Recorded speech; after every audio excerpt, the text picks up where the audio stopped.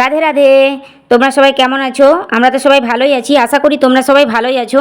এই যে দেখো, ঘর পরিষ্কার করবো বলে সকাল সকাল চলে এলাম, দিয়ে ওটা ফিটিং করলাম, তারপরে ওতে গরম জল দিয়ে একটু শ্যাম্পু দিয়ে নিয়ে চলে এলাম একবারে উপরে ছাদের কাছে। উপরের সিঁড়ি থেকে ধরলাম, পুরো ডিপ ক্লিন করবো আজকে, কারণ দুদিন ছাড়াই জল হচ্ছে আর শুধু ধুলো আর পাতা কিছু ওই উপরে চিলে ছাদ দিয়ে পড়ছে। যাই হোক, তবু তো পরিষ্কার তো করতে হবে, কারণ ধুলোর উপরে জল পড়ে গেলে একবারে বিচ্ছিরি লাগে দেখতে। তারপরে সিঁড়িটা পরিষ্কার করতে করতে এই যে ঘরকে চলে এলাম। দাঁড়িয়ে দাঁড়িয়ে এভাবে তো কোনোদিনও পরিষ্কার করা হয়নি, আমরা বসে বসেই পরিষ্কার করি। তার উপরে এটা আবার খুবই আমাকে ভারী লাগছে, যে আর আমার তো খুবই অসুবিধা হচ্ছিল, এপাশ ওপাশ করছি, কারণ আমার সাইজটা তো দেখতেই পাচ্ছ। কি আর করব, প্রথমবার তো অসুবিধা তো হবেই, এরভাবেই কাজ চালিয়ে নিচ্ছি।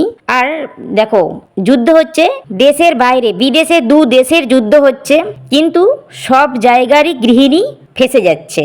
গ্যাসের জন্য তো রান্নার খুবই অসুবিধা হচ্ছিলই, তারপরও এতেও হচ্ছিল না, উপরবেলা আবার আরও একটা যুদ্ধ বাঁধিয়ে দিয়েছে আমাদের দেশে, ঋতুর সাথে ঋতুর। ঠান্ডা গরম বর্ষা মিলে যেন খিচুড়ি হয়ে গিয়েছে। আর এই সব মিলে আমাদের এত অসুবিধা হচ্ছে, জল হলে পরে সব পরিষ্কার করতে করতে সারা দিনই কেটে যাচ্ছে। গৃহিণী কি এমন দোষ করলো? আমাদের যতদূর মনে হয় আমরা তো কারোর সঙ্গে পাঙ্গা নিই না, জোরের জোর আমরা নিজেদের পতিদেবের সাথে পাঙ্গা নিই, এর থেকে তো দূরে আর কারোর সঙ্গে পাঙ্গা নিই না। তাহলে এত অসুবিধা কেন ভাই? কি আর করা যাবে, এই যে গোটা ঘর দুয়ার পরিষ্কার করতে লেগেছি। আর ব্যালকনিটাও জানো তো এত নোংরা হয়ে গিয়েছিল, কুল পাতা পড়ে গিয়ে দাগ হয়ে গিয়েছে। আর বলেইছিলাম তো আমার বাঁ হাতের কবজির কাছটা ব্যথা, এখনও ঠিক হয়নি। তো আমার বর এক বালতি জল নিয়ে যে একটু ঘষে দিচ্ছে। তারপরে হচ্ছে যে আমি যে আমার রুম, আমার ভাইয়ের রুম, এটা আমার মেয়ের রুম, সব পরিষ্কার করে আবার ব্যালকনিটাকে যাব, উপরটা সব পরিষ্কার করে নিতে হবে। ব্যালকনিটা ধুয়ে বের করব ভেবেছিলাম, এগুলোও সব ধুয়ে দেবো। তারপরে ভাবলাম না, জলটা কোথা দিয়ে বের করবো, জল বের করার জায়গা রাখা হয়নি। আর দেখো না, যে দুয়ারটা মুছে দিয়েছিলাম, তারপরে কিসের জন্য আমি গিয়েছিলাম, পায়ের ছাপ পড়ছিল বলে আবার ঘুরে পোঁছা লাগানো হচ্ছে। আর এই যে ব্যালকনিটাকে চলে এলাম, এবারে ধুয়ে ভালো করে পরিষ্কার করে দেবো। এই যে সিঁড়িটা এখানে সরানো হয়নি, মনে নেই, আর কি করব, এখানেই থাক, আস্তে আস্তে করে একটু পরিষ্কার করে নিচ্ছি। যাই হোক করে এই বাইপাসে করে, এই দেখো আমরা ভেতো বাঙালি, আমরা ছেড়ে বিশেষ করে আমি, হয়তো সবাই হচ্ছে যে স্মার্ট হয়ে গিয়েছে, আর আমি হচ্ছে একবারে যেন ভেতো বাঙালি, মানে হাতে ঝাঁটায় লাতায় অভ্যস্ত।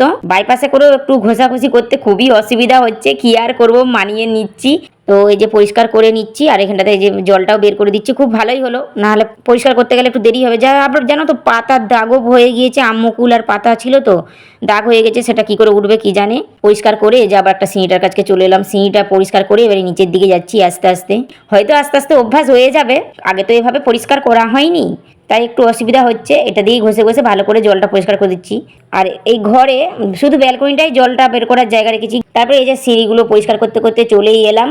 ভেবেছিলাম তো পুরো নিচেটাও একবারে আজকেই পরিষ্কার করে নেব, তো এতটাই দেরি হয়ে গিয়েছিল, তারপরে ভাবলাম না থাক, আজকে আর পরিষ্কার করব না, কারণ দেরি হয়ে যাবে। তারপরে আছে রান্না খাওয়াও আছে, সবই তো দেখতে হবে, শুধু ঘর পরিষ্কার করলেই হবে না।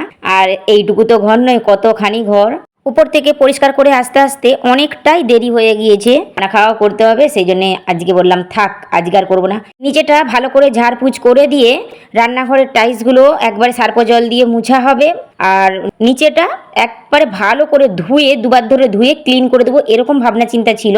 তো অনেকটা দেরি হয়ে গেছে বলে আজকে ভাবলাম থাক, কালকে পরিষ্কার করব। তো আমারও এই যে হয়ে গিয়েছে, রান্না বান্না করতে যাব। আজ এই পর্যন্ত, তোমরা সবাই ভালো থেকো, সুস্থ থেকো।